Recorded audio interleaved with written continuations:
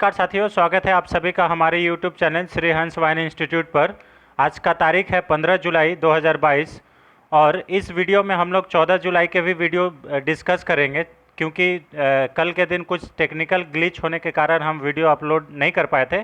सारा सेशन तैयार तो कर लिए थे, लेकिन कुछ टेक्निकल प्रॉब्लम आ गया था, इसके वजह से हम आप लोग के लिए वीडियो अपलोड नहीं कर पाए। तो उस सारे क्वेश्चंस के जो कल के क्वेश्चंस है उसे इस वीडियो में हम लोग डिस्कस करेंगे। तो चलिए, करंट अफेयर्स एक अनोखी सोच के साथ आज का वीडियो शुरू करते हैं। लेकिन उससे पहले आज का मोटिवेशन देख लेते हैं। आज का मोटिवेशन है, success usually comes to those who are too busy to be looking for it.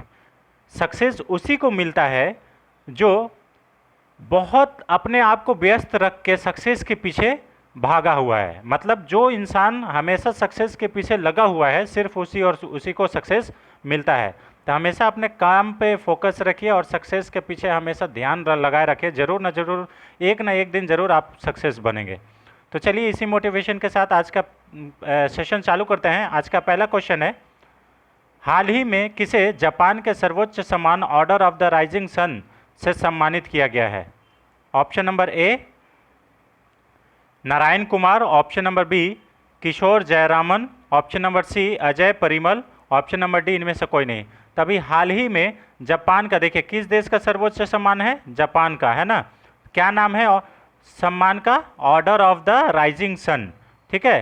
तो ये जो सनमार्ग ग्रुप हैं, जो पेपर जो कंपनी है वेस्ट बंगाल में ज़्यादातर ये छपता है, उनके जो मालिक है नारायण कुमार को, उनको order of the rising sun से सम्मानित किया गया है और ये जापान के सर्वोच्च सम्मान है। इससे रिलेटेड कुछ इंपॉर्टेंट फैक्ट देख लेते हैं। जैसे ये तो सनमार्ग ग्रुप के हैं, हेड हैं, ठीक है, नारायण कुमार। इनको जापान के order of the rising sun से सम्मानित किया गया है। शिंजो अबे जो इनको अभी हाल ही में वहाँ के लोगों ने एक गोली मारकर हत्या कर दी। ये शिंजो अबे जापान के पूर्व प्रधानमंत्री रह चुके हैं। इनका हाल ही में अभी हत्या कर दिया गया है। इनको भारत के तरफ से नेताजी अवार्ड से सम्मानित किया गया था 2022 में। 2021 में शिंजो अबे को भारत सरकार के द्वारा पद्म विभूषण से भी सम्मानित किया गया था। इसे भी याद रखिएगा। और ये क्वेश्चन इंपॉर्टेंट इसलिए भी बन जाता है क्योंकि अभी इनका हाल ही में निधन हो गया, इनका हत्या हो गया है। ठीक है, तो ये क्वेश्चन बन सकता है। जापान को सुकुमारों का देश भी कहा जाता है। जापान को निप्पल भी कहा जाता है, निप्पन। ठीक है। जापान की राजधानी क्या है? टोक्यो। ठीक है। हाल ही में टोक्यो ओलंपिक का आयोजन भी जापान में ही किया गया था, है ना। जापान के टोक्यो में किया गया था। जापान के प्रधानमंत्री अभी कौन है वर्तमान में? तो फूमियो किशिदा जो हैं, ये अभी वर्तमान में जापान के प्रधानमंत्री हैं। हाल ही में जापान के टोक्यो में क्वाड शिखर सम्मेलन का भी बैठक हुआ था। आपको मालूम होगा कि क्वाड में कौन कौन देश है? तो जापान, अमेरिका, इंडिया और एक है ऑस्ट्रेलिया। इसे भी याद रखिएगा। ठीक है, 4 देश है, इसे याद रखिएगा। जापान, इंडिया, अमेरिका और ये ऑस्ट्रेलिया। ठीक है। क्वाड देश में भारत, ऑस्ट्रेलिया, जापान और अमेरिका शामिल है। ये 4 देश। क्वाड का मतलब होता है, क्वाड मतलब 4, है ना। इसे याद रखिएगा, 4 देश शामिल है। चलिए नेक्स्ट क्वेश्चन पर चलते हैं। क्वेश्चन नंबर 2, हाल ही में किस देश के प्रख्यात पुरातत्वविद और इतिहासकार डॉक्टर इनामुल हक का निधन हो गया? ठीक है। देखिए, आर्कियोलॉजिस्ट थे और इतिहासकार भी थे। ठीक है। तो ये किस देश के थे? इनका भी हाल ही में निधन हो गया। इनका नाम क्या है? Doctor Inamul Haq. Option number A Bangladesh, option number B Nepal, option number C Pakistan, option number D Myanmar. तो ये बांग्लादेश के थे। ठीक है। इतिहासकार और पुरातत्वविद भी थे। ठीक है। इससे रिलेटेड कुछ इंपॉर्टेंट फैक्ट्स देख लेते हैं। जैसे 2020 में इन्हें भारत सरकार के द्वारा पद्मश्री सम्मान से भी सम्मानित किया गया था। ठीक है। और इनको किस लिए सम्मानित किया गया था? इनका टेराकोटा और मूर्तिकला क्षेत्र में काम के लिए इनको सम्मानित किया गया था। ठीक है। और ये कहाँ के रहने वाले हैं? बांग्लादेश के रहने वाले हैं। ठीक है। बांग्लादेश के राष्ट्रपति कौन है? शेख हसीना है। राष्ट्रपति नहीं, पीएम है, प्रधानमंत्री है। इसे याद रखिएगा। ठीक है। बांग्लादेश की राजधानी क्या है? टका है। अब बांग्लादेश की मुद्रा क्या है? ये है आपका टका। और बांग्लादेश की राजधानी क्या है? ढाका। ठीक है, इसे याद रखिएगा। चलिए नेक्स्ट क्वेश्चन पर चलते हैं। हाल ही में रेलटेल के नए सीएमडी कौन बने हैं या किसे नियुक्त किया गया है? रेलटेल जो मालूम है आपको, सार्वजनिक रेलवे का एक नेट कंपनी है, ठीक है, इसके कौन सीएमडी बने हैं? Option number A Sanjay Kumar, option number B Brajesh Kumar, option number C Rajendra Prasad, option number D Alvaro Laria. ठीक है, तो अभी हाल ही में रेलटेल के नए सीएमडी संजय कुमार को नियुक्त किया गया है। इससे रिलेटेड कुछ इंपॉर्टेंट फैक्ट्स देख लेते हैं। जैसे संजय कुमार तो ये रेलटेल के नए सीएमडी हो गए। ब्रजेश कुमार जो है ये गोवा शिपयार्ड के नए प्रमुख बने हैं। ठीक है, राजेंद्र प्रसाद जो है ये national high speed rail corporation limited के एमडी के रूप में नियुक्त किए गए हैं। तो इसे भी याद रखिएगा, national high speed rail corporation के नए एमडी कौन बने हैं? राजेंद्र प्रसाद, और ब्रजेश कुमार गोवा शिपयार्ड के नए प्रमुख बने हैं। अल्वारो लारियो जो है ये international fund for agriculture development के नए अध्यक्ष के रूप में नियुक्त किया गया है। अभी ये जितने भी नियुक्ति है ये रिसेंट नियुक्तियां हैं, इसे इसलिए याद रखना है। सुरंजन दास जो है एसोसिएशन ऑफ इंडियन यूनिवर्सिटीज़ के अध्यक्ष बने हैं, तो इसे भी याद रखिएगा, बहुत इंपॉर्टेंट है रिसेंट नियुक्ति। ठीक है, चलिए नेक्स्ट क्वेश्चन पर चलते हैं। नेक्स्ट क्वेश्चन है क्वेश्चन नंबर 4। हाल ही में कौन सा राज्य नई शिक्षा नीति 2020 लागू करने वाला देश का पहला राज्य बन गया है? लेकिन आपको ये बता दें कि देश का पहला राज्य बना है किस में? ये प्री प्राइमरी लेवल में, इसे याद रखिएगा, है ना। प्री प्राइमरी लेवल मतलब आंगनबाड़ी में या फिर और भी छोटे छोटे जगह पे जहाँ पे कोचिंग ये होते हैं वहाँ पे। Option number A Uttarakhand, option number B Himachal Pradesh, option number C Goa, option number D इनमें से कोई नहीं। अभी हाल ही में उत्तराखंड सरकार के द्वारा प्री प्राइमरी लेवल में नई शिक्षा नीति लागू करने का निर्णय लिया है। ठीक है, और ये देश का पहला राज्य बना है प्री प्राइमरी लेवल में। इसमें क्या होता है? प्री प्राइमरी का मतलब हो गया आंगनबाड़ी और बाल बाटिका के अंदर में नई शिक्षा नीति को लागू किया जाएगा। भारत का पहला लिक्विड मिरर टेलीस्कोप भी उत्तराखंड में लागू मतलब स्थापित किया गया है, इसे भी याद रखिएगा। हिम प्रहरी योजना उत्तराखंड सरकार के द्वारा चलाया जाता है, इसे भी याद रखिएगा, है ना। Suroi eco tourism zone, Suroi eco tourism zone जो है ये उत्तराखंड में उद्घाटन किया गया है। भारत के पहले जैव विविधता वाला पार्क, उसका नाम है भारत वाटिका, इसका भी उद्घाटन कहाँ पे किया गया है? उत्तराखंड में। भारत, आपसे पूछा जाएगा कि भारत वाटिका नामक इको टूरिज्म पार्क या जैव विविधता पार्क कहाँ पे स्थित है, तो उसका सही आंसर हो जाएगा उत्तराखंड। भारत का पहला वन चिकित्सा केंद्र ये भी उत्तराखंड में खोला गया है, इसे भी याद रखिएगा। हरेला पर्व जो है ये उत्तराखंड का त्यौहार है। फूलदेई त्यौहार भी उत्तराखंड में मनाया जाता है, और फूलों की घाटी भी उत्तराखंड को कहा जाता है। उत्तराखंड के मुख्यमंत्री कौन बने हैं? आप लोग कमेंट बॉक्स में ज़रूर बताइएगा। ठीक है, वैसे पुष्कर सिंह धामी है, ठीक है, इसे भी याद रखिएगा, लेकिन आप लोग कमेंट जरूर कीजिएगा। जैसे और भी उत्तराखंड से रिलेटेड बता दें, उत्तराखंड की ग्रीष्मकालीन जो राजधानी है उसको गैरसैंण बोलते हैं, और उत्तराखंड के जो मुख्यमंत्री है वो पुष्कर सिंह धामी है, इसे याद रखिएगा। जिम कॉर्बेट नेशनल पार्क बहुत इंपॉर्टेंट है, इसका नया नाम हो गया है राजाजी नेशनल पार्क, इसे भी याद रखिएगा। और रामगंगा नेशनल पार्क, ठीक है, रामगंगा नेशनल पार्क अभी इसका रिसेंट नाम है जिम कॉर्बेट नेशनल पार्क, और ये सबसे पुराना नेशनल पार्क भी है, और ये कहाँ पे स्थित है? उत्तराखंड में। ठीक है, राजाजी नेशनल पार्क भी कहाँ स्थित है? उत्तराखंड में। ठीक है, उसके बाद शिक्षा मूल संविधान में ये राज्य सूची का विषय था, लेकिन वर्तमान में ये संवर्ती सूची का विषय, ये पॉलिटी के हिसाब से भी क्वेश्चन आता है, तो उसके हिसाब से भी आप लोग को ये बताने का कोशिश कर रहे हैं। शिक्षा जो है मूल संविधान में राज्य सूची का विषय था, लेकिन अभी किसका हो गया? वो संवर्ती सूची का विषय हो गया। ठीक है, अनुच्छेद 21A में निःशुल्क शिक्षा का अधिकार दिया गया है, जो कि 86वां संविधान संशोधन 2002 के तहत ये हमको अधिकार मिलता है। वर्तमान में भारत के शिक्षा मंत्री कौन है? तो धर्मेंद्र प्रधान है, इसे याद रखिएगा। चलिए नेक्स्ट क्वेश्चन पर चलते हैं। क्वेश्चन नंबर 5,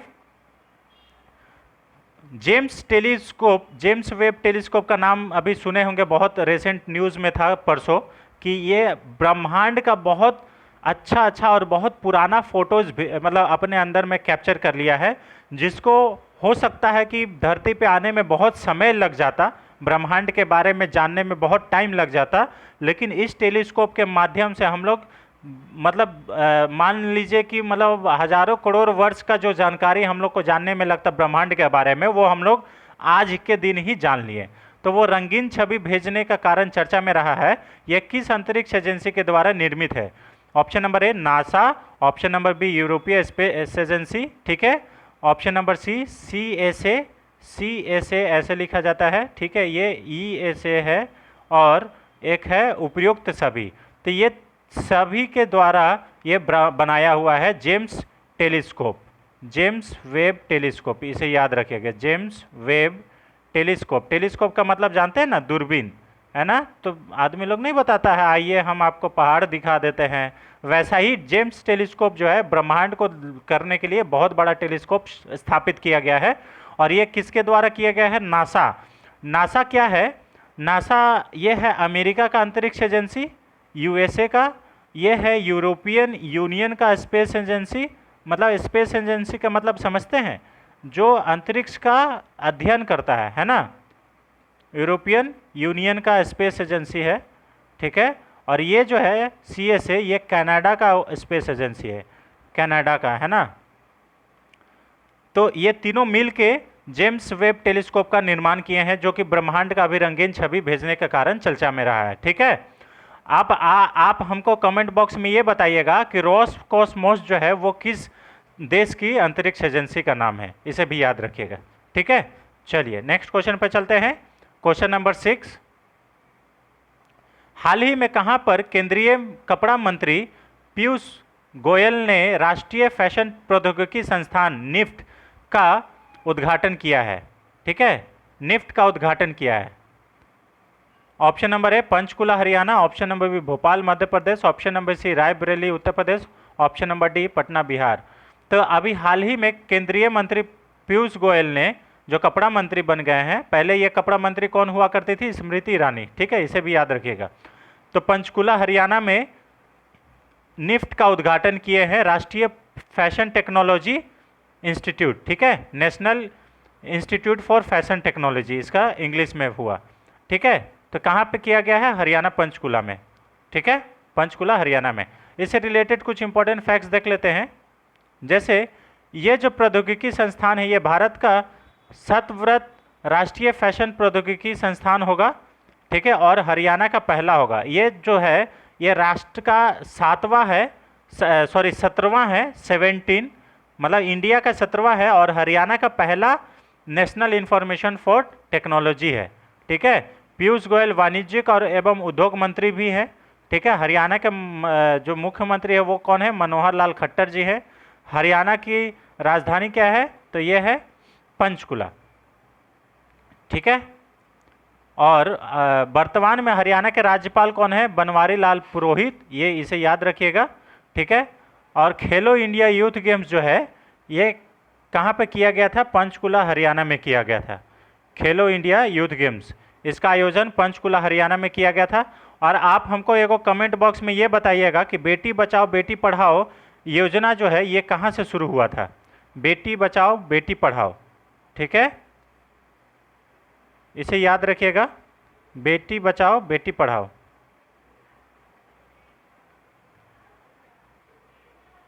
हरियाणा का जो राजधानी है ये पंचकुला नहीं है, आई एम सॉरी, ठीक है, ये चंडीगढ़ है, इसे याद रखिएगा। मुझे थोड़ा सा डाउट हो रहा था, ये चंडीगढ़ में है हरियाणा का जो राजधानी है।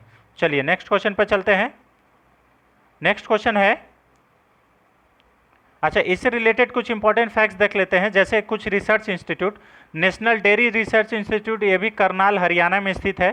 तंबाकू रिसर्च इंस्टीट्यूट ये राजमुंद्री में स्थित है। आलू रिसर्च इंस्टीट्यूट ये शिमला में स्थित है। चावल रिसर्च इंस्टीट्यूट ये कटक उड़ीसा में स्थित है। गन्ना का रिसर्च इंस्टीट्यूट ये उत्तर प्रदेश लखनऊ में स्थित है। और फॉरेस्ट रिसर्च इंस्टीट्यूट ये देहरादून उत्तराखंड में स्थित है। तो इसे भी याद रखिएगा, इससे भी क्वेश्चन बनता है ना, कुछ रिसर्च इंस्टीट्यूट, ठीक है। चलिए नेक्स्ट क्वेश्चन पर चलते हैं। क्वेश्चन नंबर 7, हाल ही में केंद्रीय मंत्रिमंडल ने कहां पर गति शक्ति विश्वविद्यालय स्थापित करने के प्रस्ताव को मंजूरी दिया है? देखिए गति शक्ति, आपको मालूम होगा पीएम गति शक्ति में 7 इंजन है, तो उसमें भी है पीएम गति शक्ति, है ना। बहुत सारा इसमें है, इसमें रोड का इंफ्रास्ट्रक्चर डेवलप किया जाएगा, बहुत सारा इसमें योजना को बनाया गया है। तो उसमें से एक क्या है, ये पीएम गति शक्ति विश्वविद्यालय, ये कहाँ पे स्थापित किया जाएगा? Option number A Vadodara Gujarat, option number B Indore Madhya Pradesh, option number C Varanasi Uttar Pradesh, option number D Puri Orissa.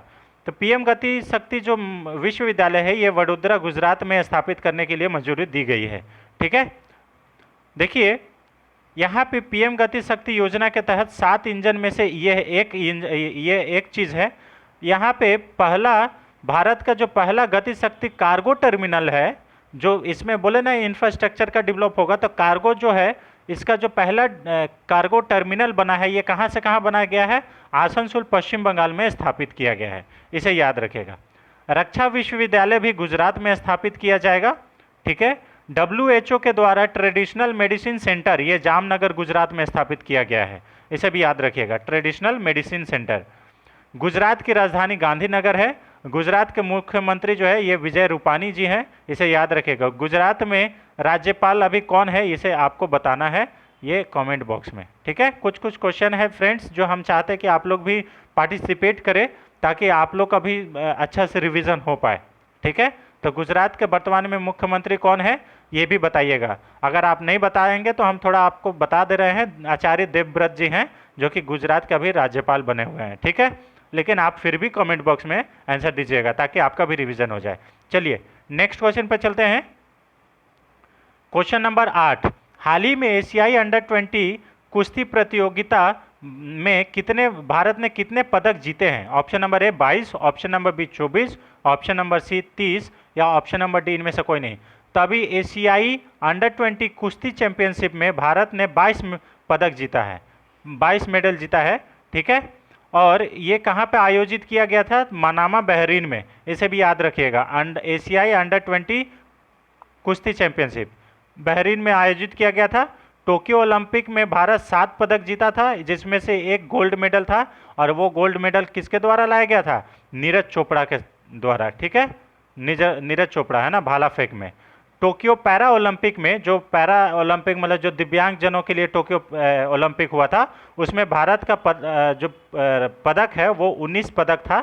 बहुत अच्छा से इसे याद रखिएगा, जिसमें बहुत सारे 5 गोल्ड था, जैसे अवनी लेखरा, सुमित अंतिल, ठीक है, ये सब के द्वारा गोल्ड मेडल जीता गया था। ठीक है, सुमित अंतिल भी किस खेल से संबंधित है? तो भाला फेंक से, और अवनी लखेरा जो है ये शूटिंग से संबंधित है, इसे याद रखिएगा। चलिए नेक्स्ट क्वेश्चन पर चलते हैं। क्वेश्चन नंबर 9, हाल ही में जून 2022 के लिए पुरुष श्रेणी में किसे ICC player of the month का अवार्ड दिया गया है? इसे याद रखिएगा, बहुत इंपॉर्टेंट है, ये आईसीसी के द्वारा ये सब अवार्ड अभी मंथली दिया जाता है। Option number A Jonny Bairstow, option number B Marizanne Kapp, option number C Rohit Sharma, option number D Jasprit Bumrah. तभी जून महीना के लिए पुरुष श्रेणी में ICC player of the month का जो अवार्ड है ये जॉनी ब्रेस्टो को दिया गया है। और जॉनी ब्रेस्टो कहाँ के खिलाड़ी हैं? इंग्लैंड के खिलाड़ी हैं, है ना, बैट्समैन है ये। आईसीसी रिलेटेड कुछ इंपॉर्टेंट फैक्ट्स देख लेते हैं। जैसे फीमेल में किसको दिया गया है? ये मेरी जोन को दिया गया है, जो कि साउथ अफ्रीका की क्रिकेटर है, इसे भी याद रखिएगा। मेल में बता दिए, मेल में जॉनी ब्रेस्टो को दिया गया है, जो कि इंग्लैंड के बैट्समैन है। ICC player of the month कौन सा महीना के लिए? जून मंथ के लिए, इसे याद रखिएगा। जसप्रीत बुमराह को आईसीसी वनडे इंटरनेशनल में गेंदबाज की रैंकिंग में शीर्ष स्थान प्राप्त हुआ है, इसे भी याद रखिएगा। ठीक है, जसप्रीत बुमराह जो है ये आईसीसी वनडे इंटरनेशनल रैंकिंग में नंबर 1 बॉलर हैं, और ये कहाँ के रहने वाले हैं? मतलब भारत के रहने वाले हैं। ठीक है, आईसीसी का मुख्यालय कहाँ पे है? दुबई में है। आईसीसी के वर्तमान में चेयरमैन कौन है? ग्रेग बर्कले है। आईसीसी महिला वर्ल्ड कप कौन जीता था? तो ऑस्ट्रेलिया ने जीता था। और किस दिन जीता था? 8 मार्च को ये फाइनल हुआ था, जिस दिन वुमेंस डे मनाया जाता है। ठीक है, और इसमें उप विजेता अपना भारत था। ठीक है, आईपीएल का 15वां सीजन गुजरात टाइटंस ने राजस्थान रॉयल्स को हराकर जीता है, और ये पहली बार गुजरात टाइटंस ने जीता है, तो इससे भी ये क्वेश्चन बन सकता है। ठीक है, और कितना नंबर का संस्करण था आईपीएल इस बार? 2022 का 15वां। रणजी ट्रॉफी भी पहली बार मध्य प्रदेश ने मुंबई को हराकर जीता है, तो ये पहली बार वाला जो क्वेश्चन है ये इंपॉर्टेंट बन जाता है, इसे भी याद रखिएगा। चलिए नेक्स्ट क्वेश्चन पर चलते हैं। क्वेश्चन नंबर 10, हाल ही में देश का पहला कार्बन न्यूट्रल हवाई अड्डा कहाँ पर बनेगा? याद रखिएगा, अभी हाल ही में मोदी जी के द्वारा देवघर हवाई अड्डा का भी उद्घाटन किया गया है, देवघर हवाई अड्डा। तो इससे भी क्वेश्चन बन सकता है, मतलब एयरपोर्ट से तो एक क्वेश्चन मतलब समझ लीजिए कि आने वाला ही है। तो कार्बन न्यूट्रल हवाई अड्डा मतलब कार्बन उत्सर्जन नहीं करेगा, ऐसा हवाई अड्डा कहाँ पे बनेगा? Option number A Leh Ladakh में, option number B Pune Maharashtra में, option number C Patna Bihar में, ऑप्शन नंबर डी इनमें से कोई नहीं। तो अभी देश का पहला कार्बन न्यूट्रल हवाई अड्डा जो है ये लेह लद्दाख में बनाया जाएगा, इसे भी याद रखिएगा।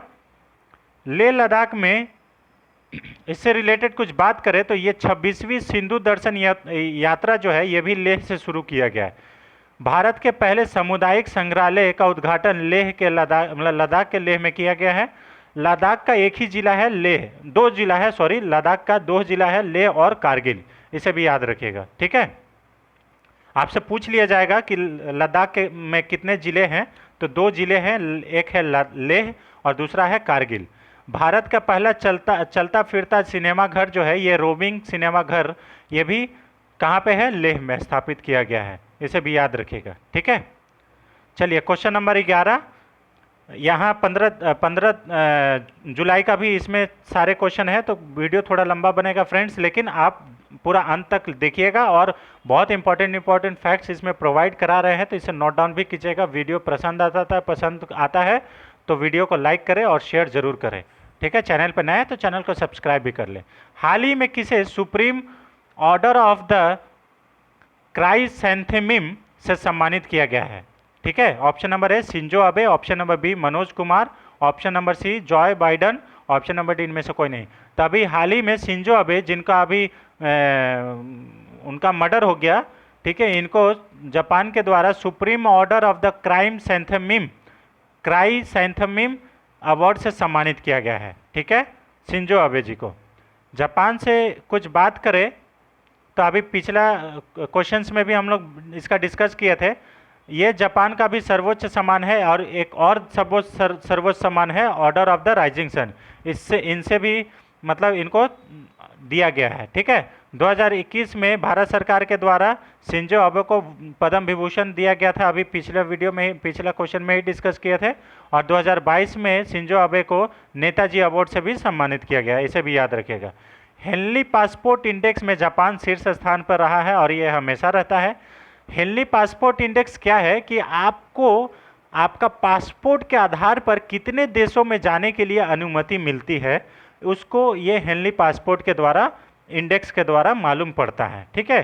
तो ज़्यादा बहुत सारे देशों में जापान के लोगों को अलाउ किया जाता है क्योंकि उनको इस मतलब इनका जो पासपोर्ट है वो बहुत मजबूत है। अच्छा, वर्ल्ड इकोनॉमिक फोरम के द्वारा ट्रैवल एवं टूरिज्म डेवलपमेंट इंडेक्स में भी जापान शीर्ष स्थान पर रहा है।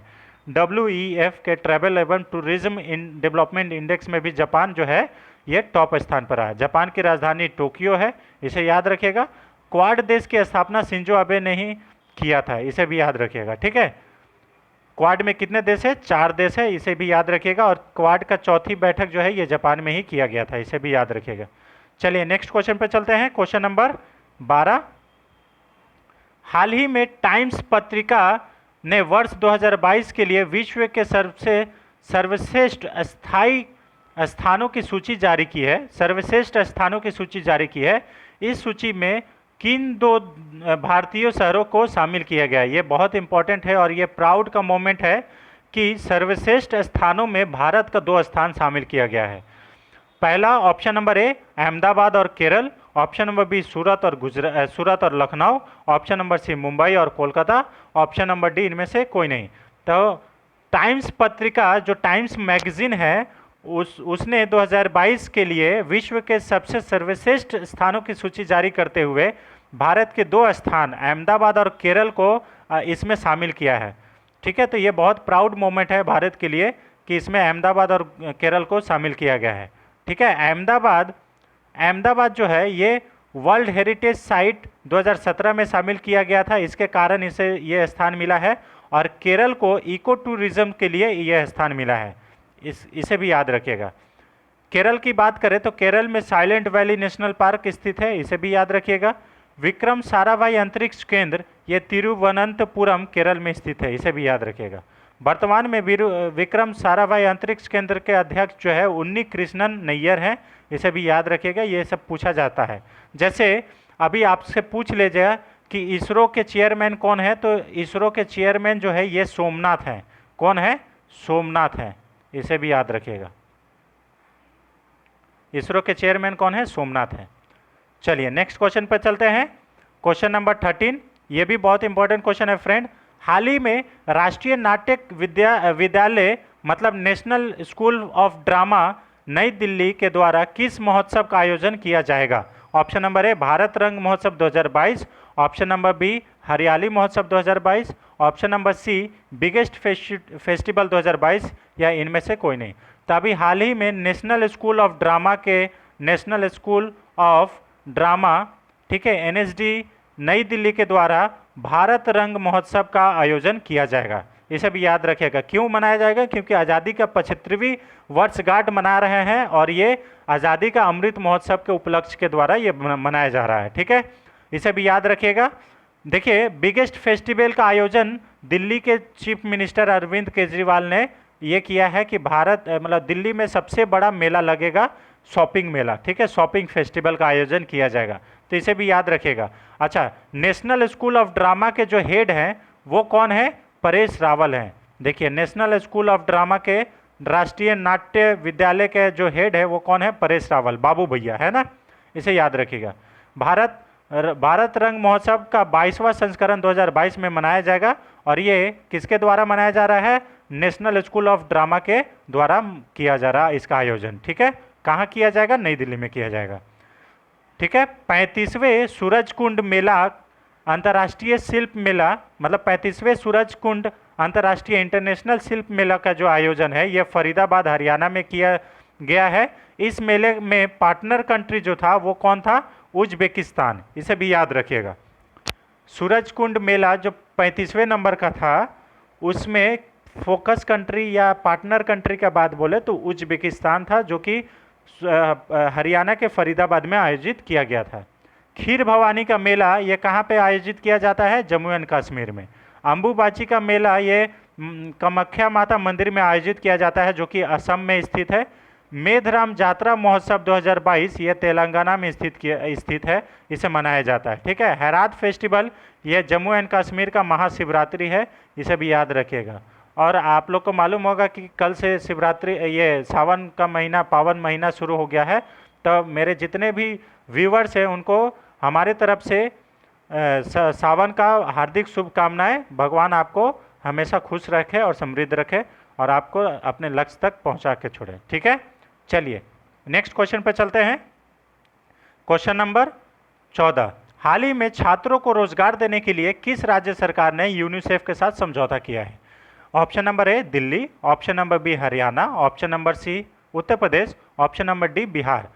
तो अभी हाल ही में दिल्ली सरकार ने यूनिसेफ के साथ छात्रों को रोजगार देने के लिए एक टाई अप किया है, ठीक है। इससे रिलेटेड कुछ इंपॉर्टेंट फैक्ट्स देख लेते हैं। जैसे यूनिसेफ क्या है? United nation international children emergency fund, है ना। इसका स्थापना 1946 में की गई थी। इसका मुख्यालय न्यूयॉर्क में है और इसके हेड कौन है? Catherine M Russell. तो इसे याद रखिएगा, यूनिसेफ से ये क्वेश्चन बन सकता है, ठीक है। मिशन कुशल कर्मी भी दिल्ली सरकार के द्वारा किया गया था। आपको मालूम होगा कि इसमें जो लेबर है, जो मतलब स्किल लेबर है, उसको और भी स्किल देने के लिए ये ट्रेनिंग दिया जाएगा। 15 दिन का ट्रेनिंग है इसमें, ठीक है। 20 घंटे का ट्रेनिंग दिया जाएगा और जितना भी ट्रेनिंग के दौरान इनका काम का लॉस होगा उसके लिए 4000 रुपये इनको मतलब एज ए पैसा दिया जाएगा, ठीक है। हरियाली महोत्सव जो है ये पर्यावरण मंत्रालय के द्वारा दिल्ली में ही आयोजित किया गया था, इसे भी याद रखिएगा। देश के पहले पशु स्वास्थ्य शिखर सम्मेलन का उद्घाटन भी कहाँ किया गया है? नई दिल्ली में किया गया है, इसे भी याद रखिएगा, ठीक है। 24 देखिए देश का सबसे बड़ा शॉपिंग फेस्टिवल अभी बताया मुख्यमंत्री अरविंद केजरीवाल के द्वारा अनाउंसमेंट किया गया है कि दिल्ली में ये मनाया जाएगा, ठीक है, एक त्यौहार के रूप में। 44वें शतरंज ओलंपियाड का ऐतिहासिक मशाल रिले का शुभारंभ किसके द्वारा किया गया था? तो प्रधानमंत्री नरेंद्र मोदी के द्वारा दिल्ली में किया गया था। दिल्ली के नए उपराज्यपाल जो है ये विनय कुमार सक्सेना जी बने हैं, इसे भी याद रखिएगा। चलिए नेक्स्ट क्वेश्चन पे चलते हैं। क्वेश्चन नंबर 15, हाल ही में मीना हेमचंद्र को किस बैंक का कार्यवाहक चेयरमैन नियुक्त किया गया है? ठीक है, option number A Karur Vysya bank, option number B bank of Baroda, option number C Bharatiya state bank, option number D इनमें से कोई नहीं। तो कार्यवाहक जो चेयरमैन है ये मीना हेमचंद्र को नियुक्त किया गया है और ये करूर वैश्य बैंक के कार्यवाहक चेयरमैन के रूप में नियुक्त किए गए हैं। इससे रिलेटेड कुछ इंपॉर्टेंट फैक्ट्स देख लेते हैं। जैसे मीना हेमचंद्र जी को कार्यवाहक चेयरमैन बनाया गया है करूर वैश्य बैंक। ठीक है, करूर वैश्य बैंक का जो स्थापना है 1916 में की गई थी और इसका मुख्यालय करूर में है, इसे भी याद रखिएगा। वर्तमान में इसके जो चेयरमैन है ये है NS श्रीनाथ, इसे भी याद रखिएगा। अभी कंफ्यूज मत होइएगा, ये चेयरमैन है और ये कार्यवाहक चेयरमैन है ना, दोनों में अंतर है। ठीक है, वर्किंग चेयरमैन और एक चेयरमैन में अंतर होता है। ठीक है, चलिए नेक्स्ट क्वेश्चन पे चलते हैं। क्वेश्चन नंबर 16, हाल ही में किस देश ने मुस्तफिजुर रहमान को भारत में अपना उच्च आयुक्त नियुक्त किया गया है? हाई कमिश्नर है ना, उच्च आयुक्त का मतलब होता है हाई कमिश्नर नियुक्त किया गया है। आपको मालूम होगा कि हर देश किसी न किसी में अपना एक कमिश्नर बैठा के रखता है ताकि वहाँ पे अपना जो भी व्यवहार है, अपना देश का जो रिलेशन है वो बरकरार रह सके। ठीक है, तो अभी किस देश के द्वारा ये मुस्तफिजुर रहमान को यहाँ पे उच्चायुक्त नियुक्त किया गया है? Option number A Bangladesh, option number B Pakistan, option number C Afghanistan या option number D Haryana, option number D Madhya Pradesh. तो अभी हाल ही में बांग्लादेश के द्वारा मुस्तफिजुर रहमान को भारत में उच्चायुक्त नियुक्त किया गया है, इसे भी याद रखिएगा। ठीक है, इससे रिलेटेड कुछ इंपॉर्टेंट फैक्ट्स देख लेते हैं। जैसे मुस्तफिजुर जो रहमान है ये बांग्लादेश के रहने वाले हैं और भारत में उच्चायुक्त नियुक्त किए गए हैं। 17वें जो मुंबई अंतर्राष्ट्रीय फिल्म महोत्सव हुआ था उसमें बांग्लादेश को फोकस कंट्री के रूप में बनाया गया था, इसे भी याद रखिएगा।